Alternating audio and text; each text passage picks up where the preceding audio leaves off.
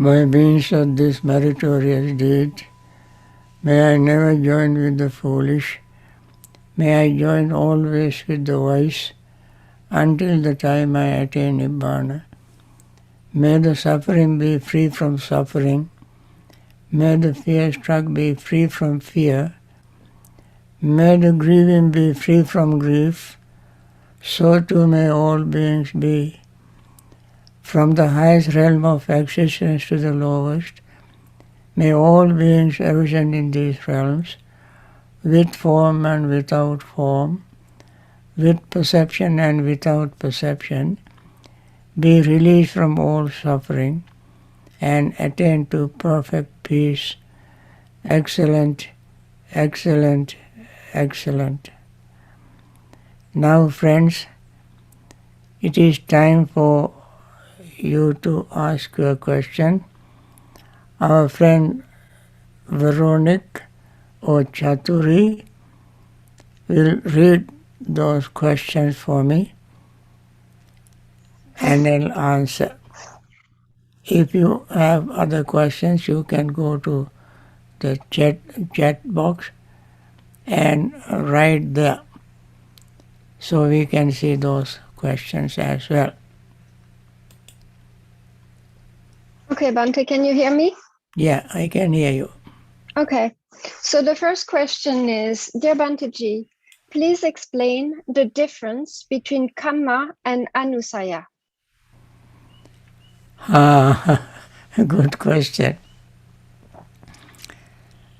Karma is the Anusaya is the cause of karma. When there is Anusaya, we mentioned that there are 7 Anusayas. Raga Anusaya, Dosa Anusaya, Moha Anusaya, Avidya Anusaya, and Bhavaraga Anusaya, Ditta Anusaya, Vichikicha Anusaya, Attavad Anusaya, like this. These are Anusayas. I don't remember all of them. I will tell you later on. These are the causes of karma. When we have, for instance, Raga Anusaya, we do things with thoughts, words and deeds with that Anusaya, and those thoughts, words, deeds with those Anusaya are karmas. The thought with Anusayas turns into karma. Anusaya is like when you brew some thing to make it turn into alcohol. You put certain things and bury it in the ground, and after some time it comes out as a very powerful alcohol. Something can make you drugged, or give, in colloquial language we can say, give you a kick. That started from what you put inside. Or when you want to take milk and you boil it and let it cool down and put some leftover yogurt into that and settle it, after sometimes milk turns into yogurt. Milk turns into yogurt because of the things that you put into the milk. Similarly, your action becomes karma when you have anusayas. And therefore, when we remove anusaya, we cannot commit karma. In the mind, there is no underlying tendency to commit karma. This is the relationship between anusaya and karma. Okay? Next question. Can you please explain how vitakka and vichara are applied in meditation when there is no mind object? When vitakka and vichara, vitakka is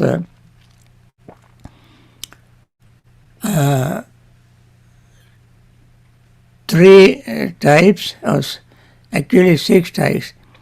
Kama vitakka, vyapada vitakka, vihinsa vitakka. Or nekkama vitakka, avyapada vitakka, avihinsa vitakka. There are 6 kinds of vitakkas. Kama vitakka is desire. It appears as a hindrance, and that arises from sangyojanas, and underlying sangyojanas are asavas, underlying asavas are anusayas. So they can come to the surface of your mind primarily as a hindrance, and you, through your mindfulness, you let go of that hindrance, as I mentioned in my earlier instructions on guided meditation. When it arises and the mind sees them not permanent, and then you just let it go. That is how you use your mindfulness to overcome vitakka. Now, somebody who does not practice mindfulness also can overcome some vitakkas, but not all of them. For instance,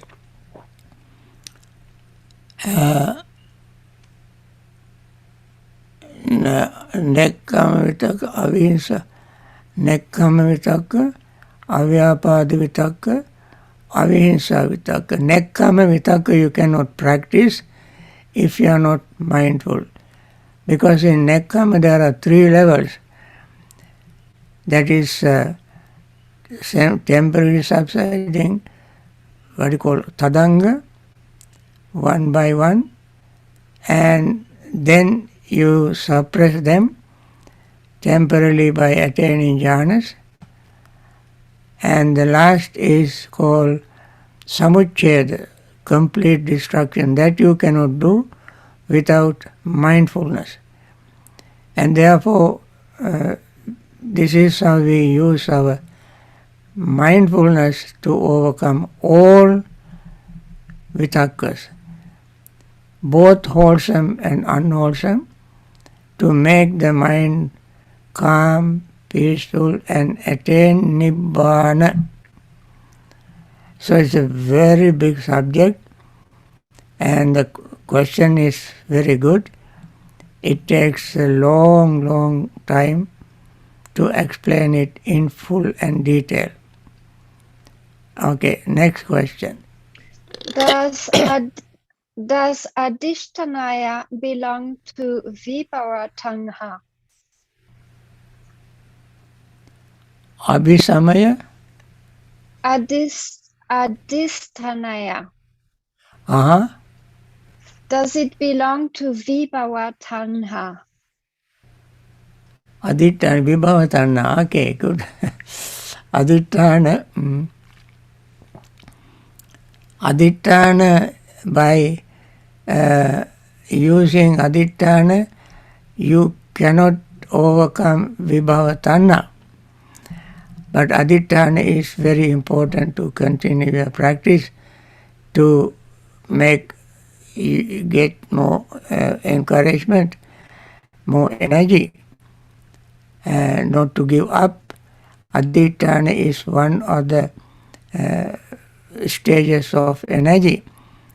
And that is what you call Chaturanga Samannagata Virya, fourfold effort. That is what the Siddhartha Gautama did under the Bodhi tree when he sat under the Bodhi tree. He said, let my blood dry up, flesh wither away, and reduce to myself to bones and skeleton. I would not give up this attempt, this practice for attaining enlightenment. Until I attain the enlightenment, I will not give up. That is the determination. He was able to do that because he has already prepared the background and he saw the light at the end of the tunnel, so to say. And he was so confident and perfectly confident, and therefore he could make that determination to attain enlightenment. Others can make determination to overcome their other defilements. Vibhavatanna is tanna is not to become or not to be reborn again. Not to be reborn again also is a kind of tanna, craving. You have a very strong desire to end this life. Unfortunately, by so wishing you cannot end it. You may have adhitthana, determination. By just mere determination you cannot end your existence of samsara, because you have other underlying tendencies like anusaya, asava, sanyojana, hindrances, and so forth. So, without destroying them, you cannot make a determination not to have another birth. You have to make a determination to overcome and destroy anusaya, asaya, sanyojana, and nivarana. When you have completely destroyed all of them, you don't have to make any other determination. You are enlightened. And therefore, if you have any determination, make that determination to overcome, destroy I consciousness, my consciousness, mind consciousness, destroy your notion of permanent existence, and so forth. There are, and see the five aggregate in the light of impermanence, unsatisfactoriness, selflessness. These are the things you have to do with your determination. By just wishing not to be born again, you cannot stop that.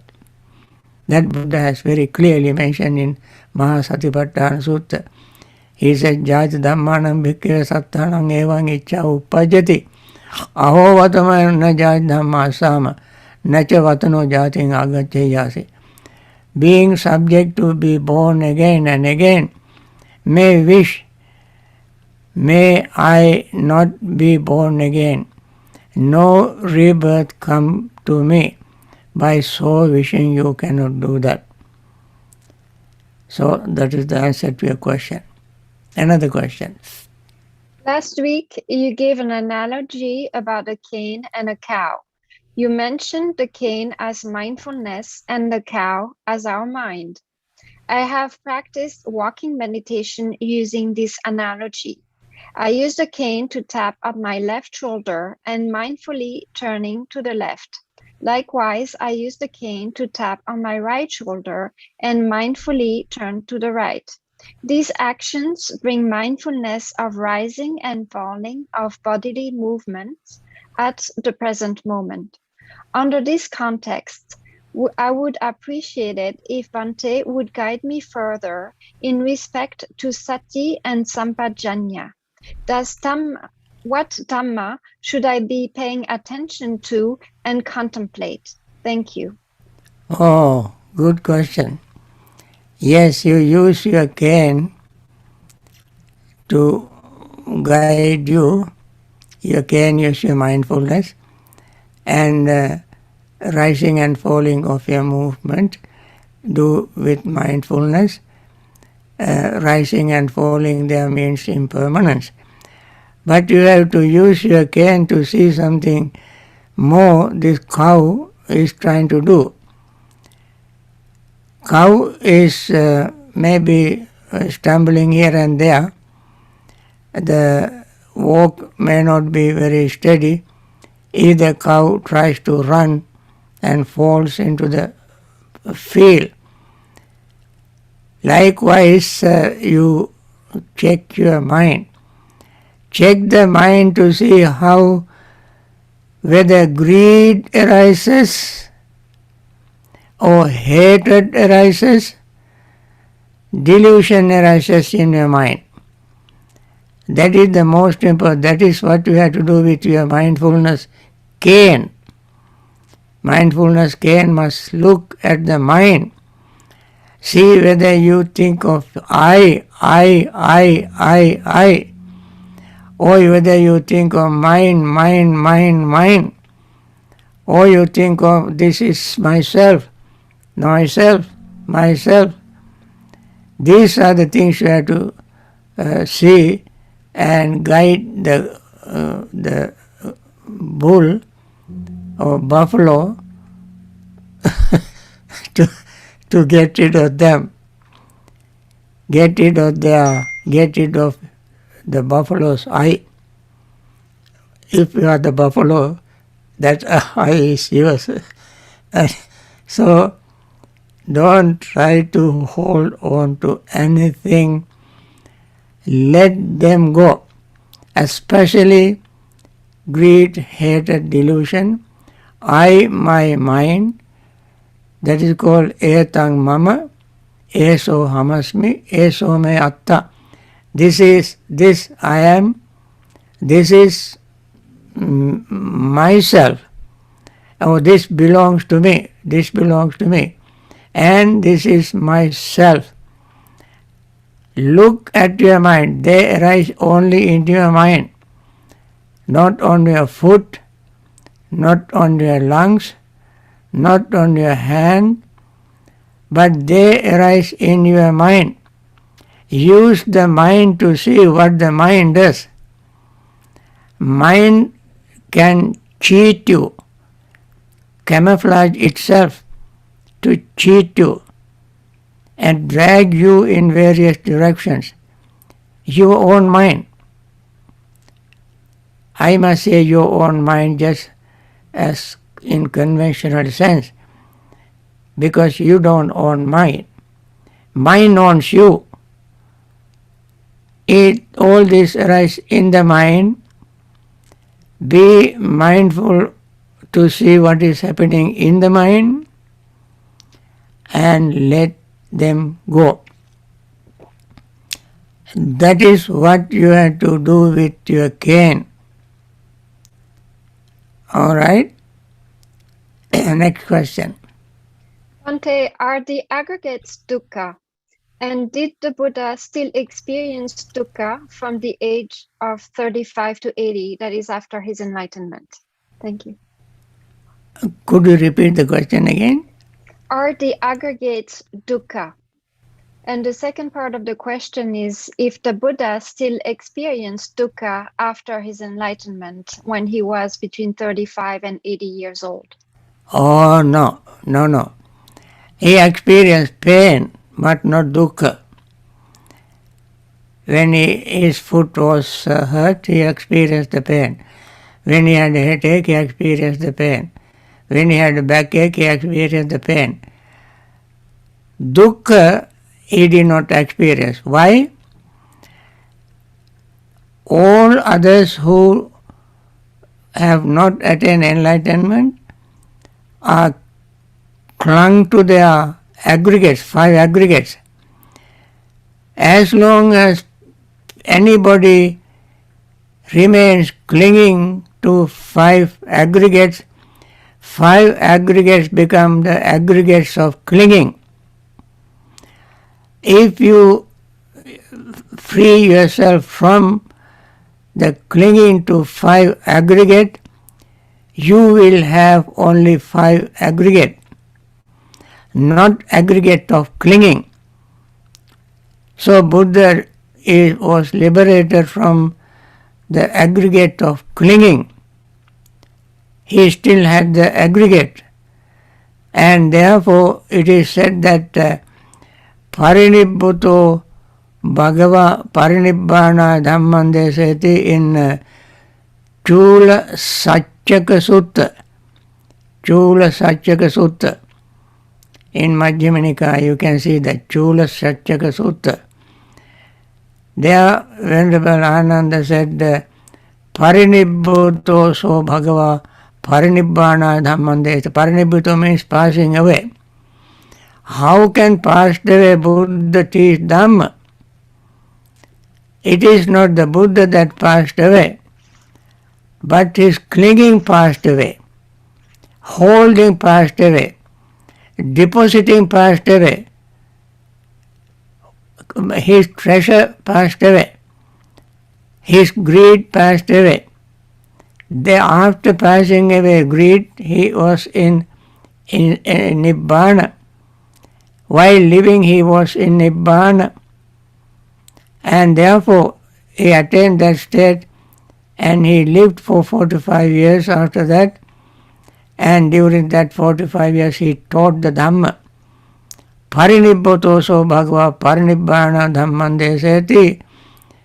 The Buddha who has liberated from suffering, liberated from craving, taught the world how to liberate from craving. Mutto so Bhagava Mocha Dhammandeseti. One who is liberated from suffering, teach the Dhamma to the world to liberate from suffering. Tinno so Bhagava Tarana Dhammandeseti. The Buddha who crossed over the samsara teaches Dhamma to others to cross over the samsara.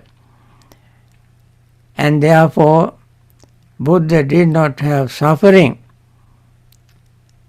because he eliminated the cause of suffering. He has pain, of course. So must understand the difference between suffering. You can eliminate suffering, but you can still have pain. Okay, we have time for another question. Okay. Dear Bhante, you said yesterday that the bodily volitions and thoughts like I am ugly or I am beautiful don't arise automatically. Instead, we think these thoughts willingly, and that is why we call them volition. But we also said that these thoughts arise because of ignorance. It seems like they arise automatically by themselves when there is greed and ignorance.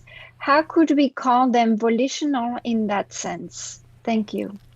I see. If the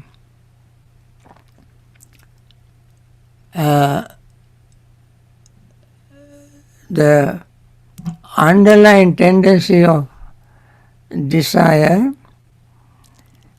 if underlying tendency of desire is not there, underlying tendency is what is called anusaya, avidya anusaya. Ignorance, the residue of ignorance is in the mind.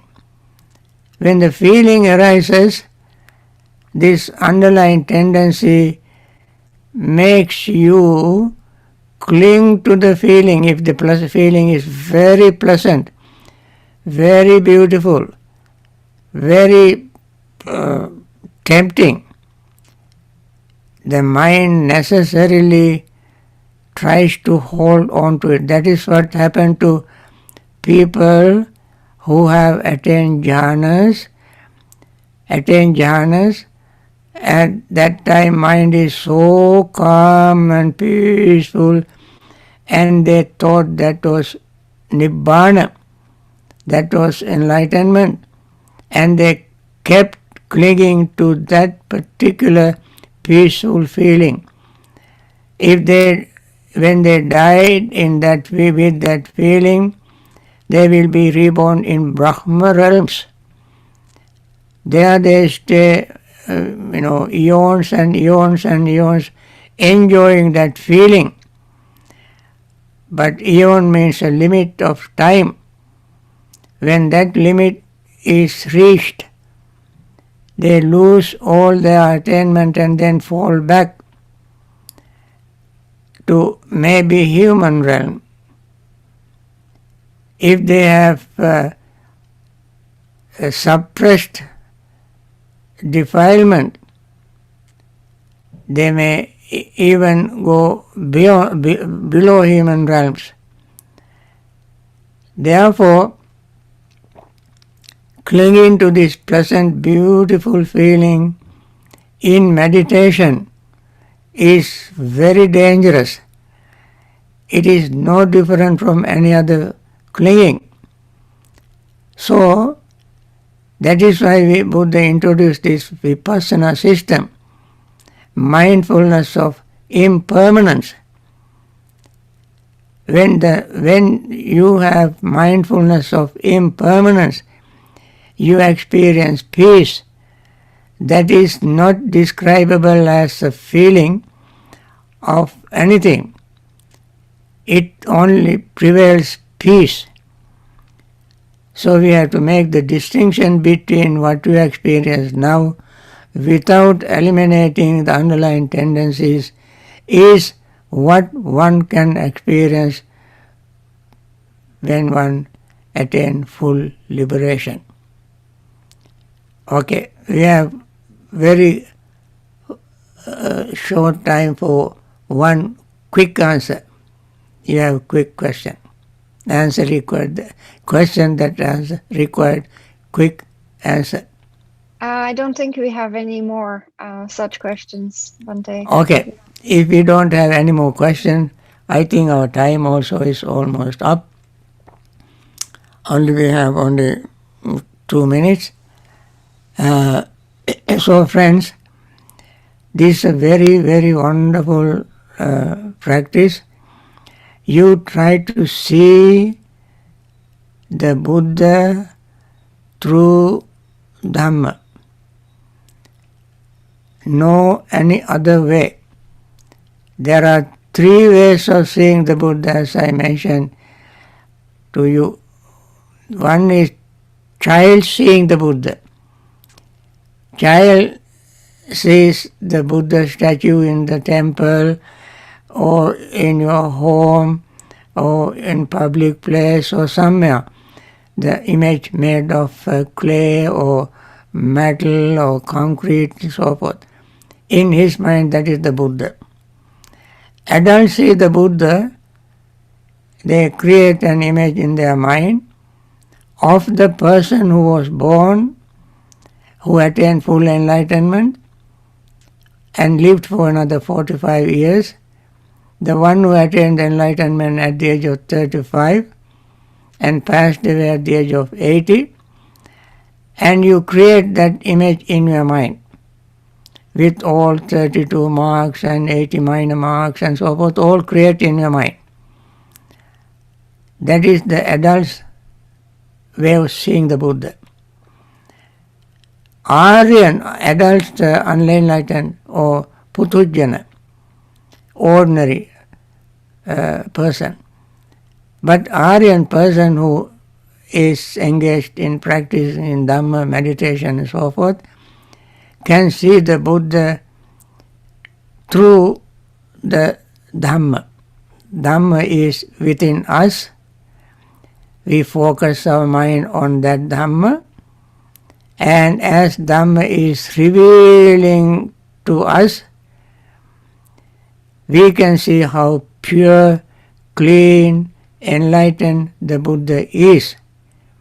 That is how the Buddha asked Vakkali to see the Buddha. When Vakkali was very sick, Buddha visited him. And Vakkali was very sad, and Buddha asked, "How are you?" He said, "I'm not well." He said, I'm very sorry, Venerable Sir. I'm very unhappy that I cannot see the Buddha. I cannot visit the Buddha as often as I wanted. Then Buddha said, Vakkali, what is the use of this rotting, getting old, falling sick body? Look at the five aggregates as they are rising, falling, appearing, disappearing, impermanence, unsatisfactoriness, and selflessness. Then you can see me. You can see me. So friends, that is how we have to try to see the Buddha. With this, friends, I want to end this session. Thank you for participating. I want to make my everyday very earnest wish for those who are suffering in hospital, may they relieve from their suffering, recover very quickly, and return to normal health and continue practice of Dhamma and liberate themselves from samsaric suffering. The suffering they have now is very, very, very, very little, but the more suffering is ahead of us in samsara. So we want to liberate from that. Then all those very compassionate doctors, nurses, and hospital staffs who are taking care of these patients, even at the risk of their own life, may they continue their compassionate service and live long in very good health, practice Dhamma to liberate from samsaric suffering.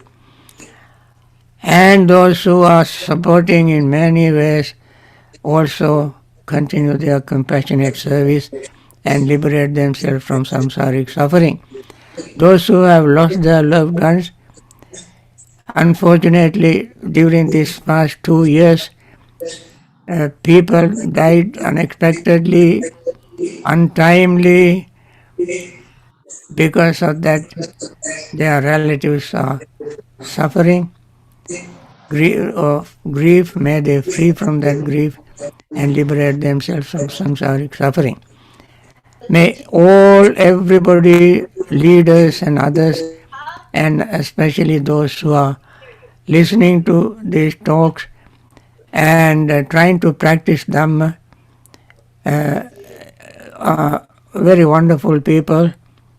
Your participation is a great encouragement to me to teach, and you give me courage and energy to speak, and therefore I want to wish you all peace, happiness, and liberation from samsaric suffering.